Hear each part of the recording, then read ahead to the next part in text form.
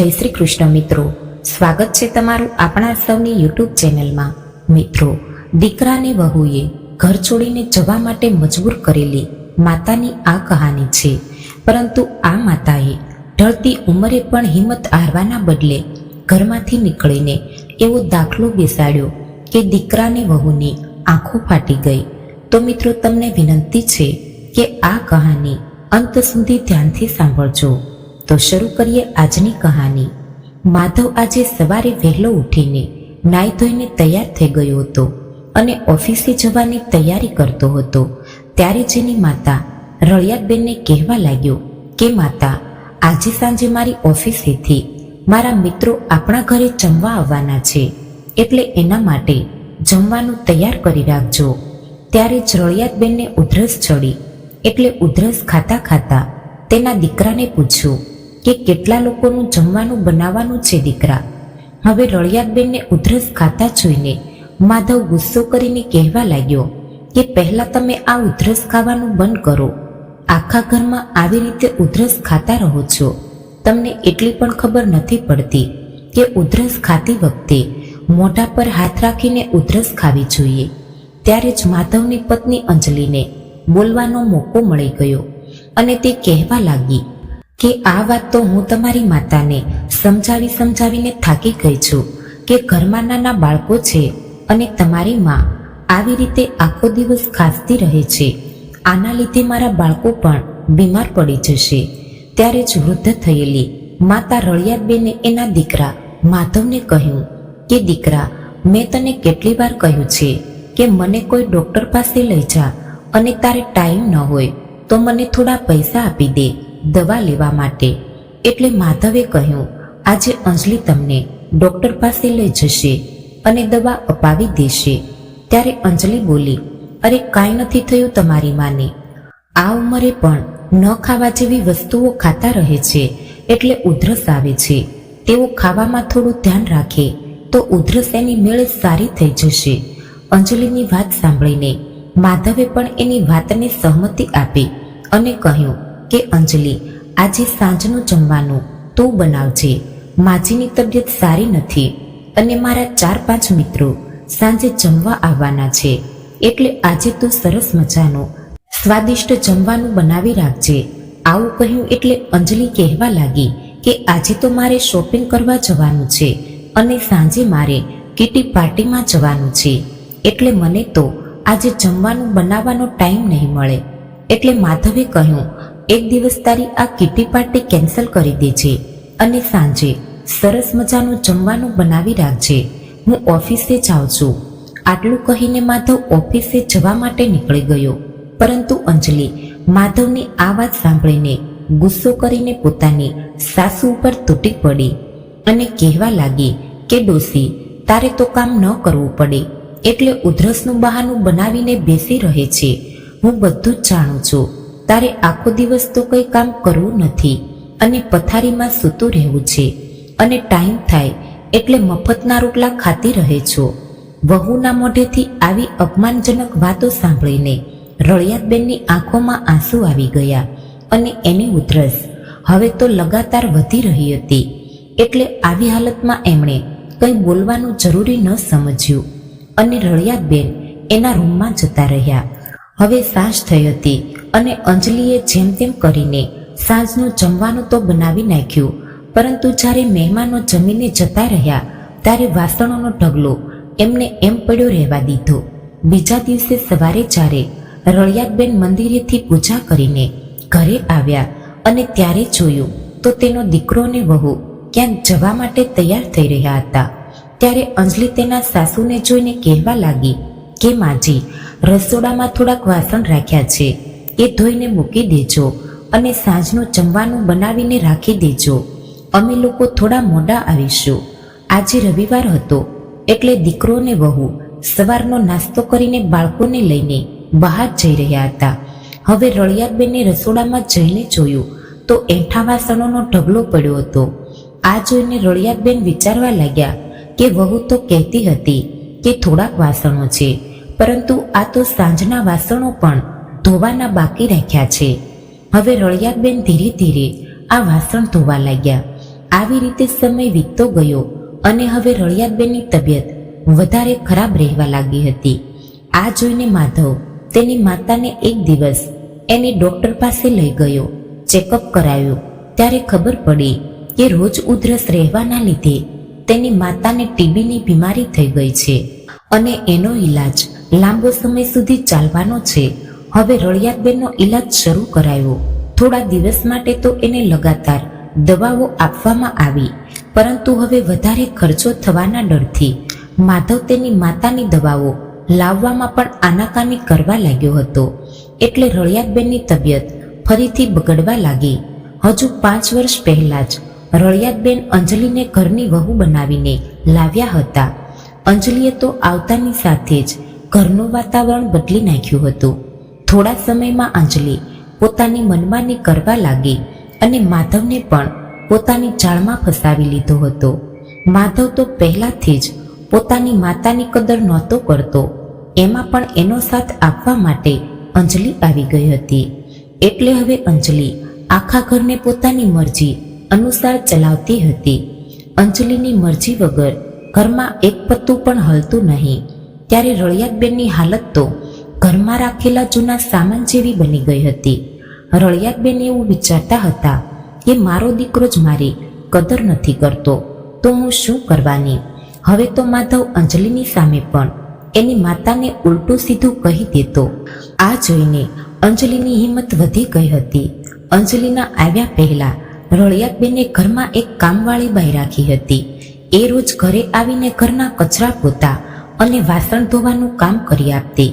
પરંતુ અંજલિએ આવતા વેત જ ઘરનો વહીવટ એના હાથમાં લઈ લીધો હતો અને કામવાળી બાઈને પણ રજા આપી દીધી હતી. અંજલિને એવું લાગતું હતું કે ઘરમાં મારી સાસુ કામ કરે એવી છે તો પછી કામવાળી બાઈ રાખીને એને પગાર શા માટે આપવો જોઈએ. હવે માધવ અને અંજલિ રાત્રે મોડા આવ્યા અને જમવા બેઠા એટલે માધવ ગુસ્સો કરીને એની માને કહેવા લાગ્યો કે આ શું બનાવ્યું છે તમે? આટલું બધું તીખું શાક બનાવાય? તમને તો ખબર જ નથી પડતી માં. તમને તો સારું ખાવાનું બનાવતા પણ નથી આવડતું. આના કરતાં તો અમે બહાર હોટલમાં જમીને આવ્યા હોત તો સારું હોત. માધવનો આવો ગુસ્સો ભર્યો અવાજ સાંભળીને રળિયાતબેન ધ્રુજવા લાગ્યા અને ચૂપચાપ પોતાના રૂમમાં જઈને રડવા લાગ્યા અને વિચારવા લાગ્યા કે જ્યારે આપણો સિક્કો જ ખોટો છે તો વહુને શું કહેવું. રળિયાતબેને તેની જિંદગીમાં આવા ઘણા બધા ઉતાર ચઢાવ જોયા હતા.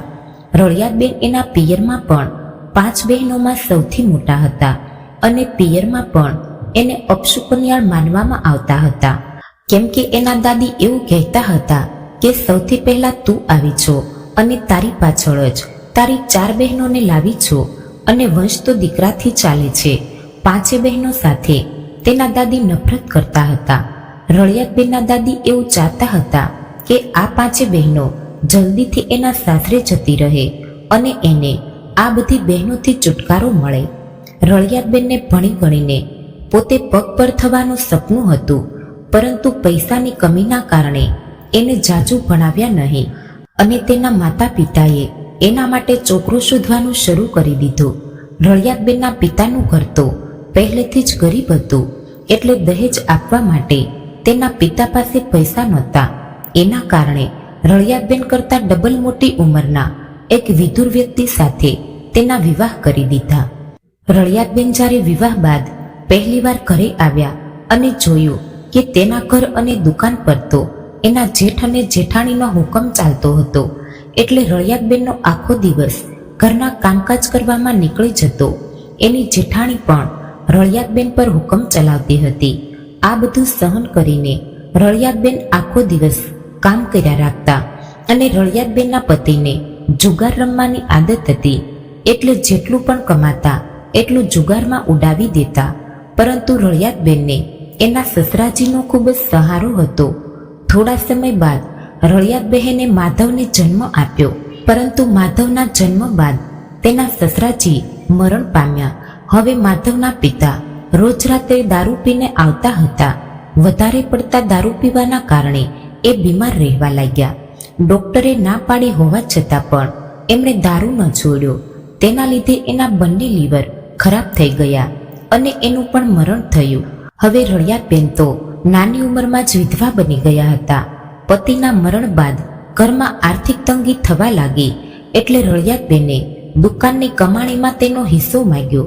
એટલે તેના જેઠ અને જેઠાણીએ રળિયાતબેનને એના દીકરા માધવ સાથે ઘરમાંથી બહાર કાઢી મૂક્યા. રળિયાતબેન ભણેલા ગણેલા નહોતા એટલે એને કોઈ નોકરી ન મળી અને તે એક સ્કૂલમાં કચરા પોતા કરવાનું કામ કરવા લાગ્યા અને એ જ સ્કૂલમાં રહેવા માટે તેને એક રૂમ મળી ગઈ હતી અને માધવને પણ એ જ સ્કૂલમાં ભણવા બેસાડી દીધો. રળિયાતબેન સ્કૂલમાં સાફ સફાઈનું કામ કરતા હતા એટલે માધવની અડધી ફી માફ કરવામાં આવી હતી. હવે રળિયાતબેન પોતાના દીકરાનું પાલન પોષણ કરવા લાગ્યા. દીકરાની સ્કૂલ પૂરી થઈ અને કોલેજ શરૂ થઈ. ભણવામાં તો એ ઠીકઠાક હતો, પરંતુ દીકરા પર એના પિતાની છાપ હતી. એના પિતા જેવો જ ગુસ્સો અને લડાઈ ઝઘડા કરતો રહેતો. રળિયાતબેન ઘણીવાર તેના દીકરાને સમજાવતી હતી, પરંતુ દીકરો કોઈની વાત માનતો નહીં. હવે કોલેજનું શિક્ષણ પૂરું કરીને તે થોડા વર્ષો બાદ એક પ્રાઇવેટ કંપનીમાં નોકરી કરવા લાગ્યો અને સારો એવો પગાર મેળવવા લાગ્યો. ત્યારબાદ માધવે એની પસંદની છોકરી અંજલિ સાથે વિવાહ કરી લીધા અને એક મકાન પણ લઈ લીધું. હવે માધવ રળિયાતબેનને એની સાથે તો રાખતો હતો, પરંતુ ક્યારેય પણ એની સાથે પ્રેમથી વાત નહોતો કરતો. રળિયાતબેને હવે સ્કૂલમાં કચરા પોતા કરવા જવાનું બંધ કરીને ઘરે રહેવા લાગ્યા હતા અને ઘર સંભાળતા હતા. દીકરો ક્યારેય એની સાથે સરખી રીતે વાત પણ નહોતો કરતો, પરંતુ એને 2 સમયનું ભોજન મળી જતું હતું અને અંજલિના આવ્યા બાદ તો એની હાલત વધારે ખરાબ થઈ ગઈ હતી. રળિયાતબેન જાય તો ક્યાં જાય, આખરે એને આ ઘરમાં જ રહેવાનું હતું. એના પિયરમાં પણ કોઈ રહ્યું નહોતું. તેની બધી જ નાની બહેનોના વિવાહ થઈ ગયા હતા અને એ બહેનો પણ પોતાના ઘર પરિવારમાં સુખી હતી. માતા પિતા પણ આ દુનિયા છોડીને જતા રહ્યા હતા. હવે રળિયાતબેનની તબિયત પહેલા કરતાં પણ વધારે ખરાબ થવા લાગી. એટલે જેટલું થઈ શકતું એટલું ઘરનું કામ કરતી રહેતી અને જ્યારે તબિયત વધારે ખરાબ થવા લાગતી ત્યારે પથારીમાં જઈને સૂઈ જતી અને પોતાની સાસુને આવી રીતે સૂતેલી જોઈને અંજલિને ખૂબ જ ગુસ્સો આવતો. એને એવું લાગતું હતું કે મારી સાસુ પડી પડી અમારો ખર્ચો વધારી રહી છે. હવે અંજલિ એવું વિચારવા લાગી કે જેટલા રૂપિયા મારી સાસુની દવા ખરીદવામાં લાગે છે એટલા રૂપિયામાં તો હું એક કામવાળી બાઈ રાખી શકું છું. એક દિવસ ભોજન કર્યા બાદ દીકરો ને વહુ રૂમમાં ગયા ત્યારે અંજલિ માધવને કહેવા લાગી કે મારી નાની બહેનનું એડમિશન આ શહેરમાં જ થયું છે, એટલે હવે એ આપણી સાથે આપણા ઘરે રહેશે અને મારી બહેન આપણી સાથે રહેવા આવી રહી છે, એટલે તમે તમારી માને વૃદ્ધાશ્રમમાં મોકલી દો. કેમ કે આટલા નાના ઘરમાં આપણે આટલા બધા લોકો કેવી રીતે રહી શકશું? અને આમ પણ તમારી મા તો આખો દિવસ ખાંસતી રહે છે, એના લીધે આપણા બાળકોને પણ ઇન્ફેક્શન લાગવાનો ડર રહે છે, એટલે તમે તમારી માને વૃદ્ધાશ્રમમાં મૂકી આવો. એટલે એક રૂમ ખાલી થાય. એમણે તો એમને એમ જ ઘરનો એક રૂમ રોકી રાખ્યો છે. માજી વૃદ્ધાશ્રમમાં જતા રહેશે, ત્યારબાદ મારી બહેન એ રૂમમાં રહેવા લાગશે. અંજલિની વાત સાંભળીને માધવ કહેવા લાગ્યો કે આપણે માને વૃદ્ધાશ્રમમાં કેવી રીતે મૂકી શકીએ? એ મારી મા છે અને એને આપણા ઘરમાં રાખવા એ આપણી ફરજ છે. એટલે અંજલિ કહેવા લાગી કે માધવ, હવે ઇમોશનલ થવાનો સમય નથી રહ્યો. પ્રેક્ટિકલ થઈને વિચાર કરો. માજી હંમેશા બીમાર રહે છે, ઘરનું કોઈ કામ પણ નથી કરતા, ઉપરથી એની દવાનો ખર્ચો પણ ઘણો બધો થાય છે. જો આપણે તેને વૃદ્ધાશ્રમમાં મોકલી દઈશું તો માજીનો બોજ આપણા માથા પરથી જતો રહેશે અને હું એક કામવાળી બાઈ રાખી લઈશ. મારાથી આખા ઘરનું કામ નથી થઈ રહ્યું અને આમ પણ આપણી જેટલી જવાબદારી બનતી હતી એટલું આપણે કર્યું છે. હવે આપણો પણ એક પરિવાર છે. મને એવું નથી લાગતું કે હવે માજી માટે આપણે વધારે ખર્ચો કરવો જોઈએ, કેમ કે એ તો કોઈ મતલબ વગરનું આપણું ઘર રોકીને બેઠી છે. મારા પરિવારવાળા શું વિચાર છે કે હું એક રૂમ પણ મારી બહેનને રહેવા માટે ન આપી શકી? એટલે તમે કાલે જ માજીનો સામાન પેક કરવાનું કહી દેજો. એટલે માધવે કહ્યું, ઠીક છે, તું કહી રહી છો તો કાલે હું માજી સાથે વાત કરું છું. ત્યારે જ રળિયાતબેન બહાર હોલમાં બેસીને વહુ અને દીકરાની આ બધી વાતો સાંભળી રહ્યા હતા અને તેમની આવી વાતો સાંભળીને રળિયાતબેનના પગ નીચેની જમીન સરકી ગઈ. એના મગજમાં એક ઝાટકો લાગ્યો અને તે વિચારવા લાગી કે હું વૃદ્ધાશ્રમમાં જતી રહું, પરંતુ શા માટે જાઉં? શું મારા દીકરાનું ઘર એ મારું ઘર ન કહેવાય? અને વહુ એમ કેવી રીતે કહી શકે કે હું એનું ઘર રોકીને બેઠી છું? આટલી બધી તકલીફ સહન કરીને જે દીકરાને હું આ દુનિયામાં લાવી છું, કોઈ પણ પરિસ્થિતિ લડતા લડતા એનું પાલન પોષણ કરીને એને ભણાવો ગણાવ્યો, અને મારા દીકરા માટે મેં આજ સુધી આટલા બધા દુઃખ અને દર્દ સહન કર્યા, અને મારા દીકરા પર તેના બાપનો સહારો ન હોવા છતાં પણ મેં એના પગ પર ઊભો રહે એટલો લાયક બનાવ્યો, અને એની પાસે આ ઘર છે તો એ પણ કેવલ મારા લીધે છે. અને આજે એ જ દીકરો મને વૃદ્ધાશ્રમ મોકલવાનું વિચારી રહ્યો છે.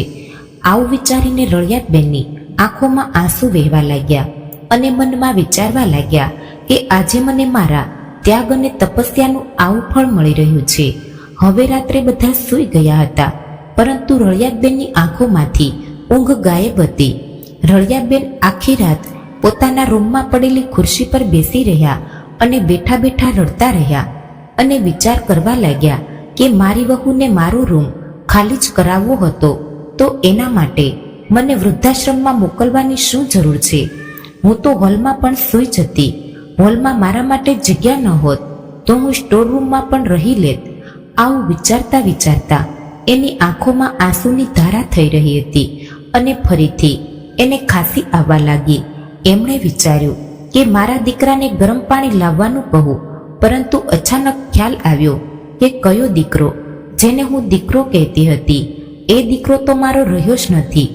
બીજા દિવસે જ્યારે માધવ અને અંજલિ સવારે ઉઠ્યા અને જોયું તો માજી તો હજુ ઉઠ્યા જ નહોતા, એટલે તેઓ વિચારવા લાગ્યા કે માં ઉઠે તો એની સાથે વૃદ્ધાશ્રમ જવાની વાત કરી લઈએ. 1 કલાક વીતી ગઈ, ત્યારબાદ પણ માજી રૂમમાંથી બહાર ન આવ્યા, એટલે માધવ અને અંજલિએ તેની માતાના રૂમનો દરવાજો ખોલ્યો અને અંદર ગયા. પરંતુ આ શું? રૂમમાં તો માજી હતા નહીં. કબાટ ખોલીને જોયું તો કબાટમાંથી માજીના કપડાં પણ ગાયબ હતા. હવે બંને વિચારવા લાગ્યા કે આખરે માજી અમને કહ્યા વગર ક્યાં જઈ શકે છે. ત્યારે જ માધવની નજર માજીના પલંગ પર રાખેલી ચિઠ્ઠી તરફ ગઈ, એટલે તરત જ માધવ આ ચિઠ્ઠી ખોલીને વાંચવા લાગ્યો. તો ચિઠ્ઠીમાં લખ્યું હતું કે મારા પ્યારા દીકરા માધવ, તું હંમેશા ખુશ રહેજે. મારો દીકરો અને વહુ મારા વિશે કેવું વિચારી રહ્યા છે એ જાણ્યા બાદ પણ કોણ જાણે મારા મનમાંથી તારા માટે આશીર્વાદ નીકળી રહ્યા છે. તો મારો પોતાનો દીકરો હોવા છતાં પણ એટલો પરાયો કેવી રીતે થઈ ગયો? એ વાત તો સમજવી કદાચ આ જન્મમાં મારા માટે મુશ્કેલ છે. કોણ જાણે એક માતા વૃદ્ધાવસ્થામાં પહોંચીને પોતાના જ દીકરા અને વહુ પર બોજ બની ગઈ છે. તમે લોકો મારા ભવિષ્ય માટે કેવું વિચારી રહ્યા છો તે બધું તો મેં રાત્રે સાંભળી લીધું હતું, પરંતુ મારે મારી આગળની જિંદગી કેવી રીતે વિતાવી છે એ વાતનો નિર્ણય હું તમને લોકોને ક્યારેય નહીં કરવા દઉં. હું તારી માં છું, કોઈ નિર્જીવ સામાન નથી કે તમે એને ઉઠાવી અને ઘરની બહાર ફેંકી શકો. હું ફક્ત વૃદ્ધ થઈ છું, પરંતુ લાચાર બિલકુલ નથી. એટલે હું તમારું ઘર છોડીને હંમેશા હંમેશા માટે જઈ રહી છું, અને આશા રાખું છું કે મારા ગયા બાદ તમારા માથા પર રહેલો બોજ પણ હળવો થઈ જશે. પત્ર વાંચીને એક પળ માટે તો માધવની આંખોમાં આંસુ આવી ગયા અને પસ્તાવો પણ થયો, પરંતુ આ બધું થોડા સમય માટે જ થયું. અને થોડીવાર બાદ અંજલિની નાની બહેન પણ ઘરે આવી ગઈ. ત્યારબાદ ઘરનો માહોલ એવો થઈ ગયો કે જાણે કંઈ થયું જ ન હોય. અને રાત સુધીમાં તો માધવ અને અંજલિ માજીને ભૂલી ગયા હતા અને આજે જમવાનું બહારથી મગાવ્યું હતું, અને આ બધા લોકો જમવાનો આનંદ લઈ રહ્યા હતા. અને રળિયાતબેન તો પોતાના કપડાં અને થોડો સામાન લઈને ઘરેથી ગયા હતા. એક દિવસ પહેલા જ રળિયાતબેનને એનું વિધવા પેન્શન મળેલું હતું, એટલે સૌથી પહેલા એ પૈસામાંથી રળિયાતબેને પોતાની દવા લીધી. રળિયાતબેને તો મનમાં ને મનમાં વિચારી લીધું હતું કે હવે મારે શું કરવું છે. એટલે તરત જ તેમણે એની નાની બહેનને ફોન લગાવ્યો અને એને પોતાના પિયરના ઘરે મળવા બોલાવી. ઘણા વર્ષોથી આ ઘર બંધ પડ્યું હતું, કારણ કે રળિયાતબેનના માતા પિતા તો ઘણા વર્ષો પહેલા જ મરણ પામ્યા હતા અને એને તો ભાઈ હતો નહીં કે આ ઘરને સાફસૂફ રાખે. રળિયાતબેનની વાતોમાં દુઃખ જોઈને એની બહેને પણ બીજી બધી બહેનોને ફોન કરીને બોલાવી લીધી. હવે રળિયાતબેન તુરંત એના પિતાના ગામમાં ગયા. એના પિતાના ઘરે જઈને રાજી થયા. ઘરે તાળું લાગેલું હતું એટલે રળિયાતબેને પાડોશીના ઘરેથી ચાવી લાવીને ઘરનું તાળું ખોલીને અંદર ગયા. બીજા દિવસે એની બધી બહેનો એને મળવા આવી. હવે બધી બહેનો ભેગી થઈ એટલે રળિયાતબેને પોતાની આપવીતી બધી બહેનોને જણાવી. ત્યારે બધી બહેનોએ કહ્યું કે તમે અમારા ઘરે આવતા રહો. પરંતુ બધી બહેનો સાસરે હતી એટલે કોઈ પણ બહેનને ઘરે જઈને લાંબો સમય સુધી રહેવું એ સંભવ નહોતું. એટલે બધી બહેનોએ એક મત થઈને પિતાજીની જમીન રળિયાતબેનને આપી દીધી, જેમાંથી રળિયાતબેન પોતાનું ગુજરાન ચલાવી શકે અને પાંચે બહેનોએ થોડા થોડા પૈસા રાખ્યા. હવે રળિયાતબેન પિતાજીના ઘરે શાંતિથી રહેવા લાગ્યા. ધીરે ધીરે સમય વીતવા લાગ્યો અને હવે તો બધી બહેનો સમય સમય પર થોડા થોડા દિવસ માટે રળિયાતબેનને મળવા આવવા લાગી અને ધીરે ધીરે રળિયાતબેન બિલકુલ સ્વસ્થ થઈ ગયા. હવે રળિયાતબેનને ઘર અને ખેતર મળી ગયા હતા અને રળિયાતબેન પિતાજી પાસેથી આ જ ખેતરમાં ઘણું બધું કામ કરવાનું શીખેલા હતા. એટલે રળિયાતબેને ખેતીકામ કરવા માટે એક ભાગીદાર રાખ્યો. એની મહેનત હવે રંગ લાવી અને ખેતીમાં સારી એવી કમાણી થવા લાગી. ધીરે ધીરે એમણે બહેનોએ આપેલા પૈસા પણ પાછા આપી દીધા અને પાંચે બહેનોમાં મોટા હોવાના લીધે રળિયાતબેન એક માતાની જેમ બધી બહેનોને વાર તહેવારે ઉપહાર આપવા લાગ્યા.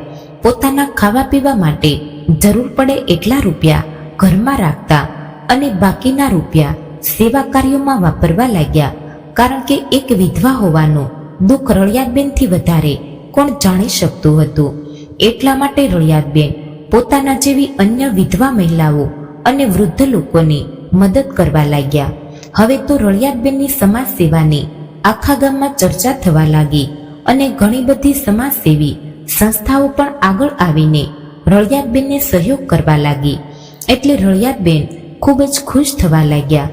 હવે રળિયાતબેનને પોતાના જીવનનું લક્ષ્ય મળી ગયું હતું, પરંતુ ઘણી વખત પોતાના દીકરાને યાદ કરીને એની આંખોમાં પાણી આવી જતું, પરંતુ એમણે ખુદને ક્યારેય કમજોર ન થવા દીધા. હવે રળિયાત બહેને પોતાના જ ઘરમાં ગરીબ દીકરીઓ માટે એક વિદ્યાલય ખોલ્યું અને આ વિદ્યાલયમાં ગામની તમામ દીકરીઓને મફતમાં ભણાવવામાં આવતી હતી.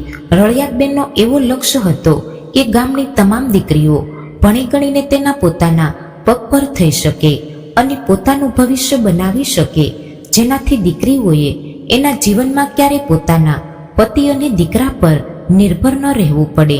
રળિયાતબેન એવું ચાહતા હતા કે મારી સાથે જે થયું છે એવું મારા ગામની કોઈ અન્ય દીકરી સાથે ન થાય. સમયની સાથે સાથે રળિયાતબેન ખુદ પણ અપડેટ થયા અને કોમ્પ્યુટરનું શિક્ષણ લેવાની ઈચ્છા એના મનમાં ઘણા વર્ષોથી દબાયેલી હતી. એ ઈચ્છા પણ પોતે પૂરી કરી.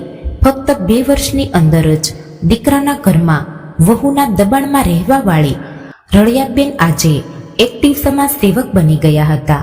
હવે તો રળિયાતબેનની લોકપ્રિયતા ગામથી વધીને શહેર સુધી પહોંચી ગઈ હતી. એમણે નાની નાની કોશિશથી મોટા મોટા કામ કર્યા હતા. ત્યારબાદ ઘણી સંસ્થાઓએ એમને સન્માનિત કર્યા અને સહયોગ આપ્યો.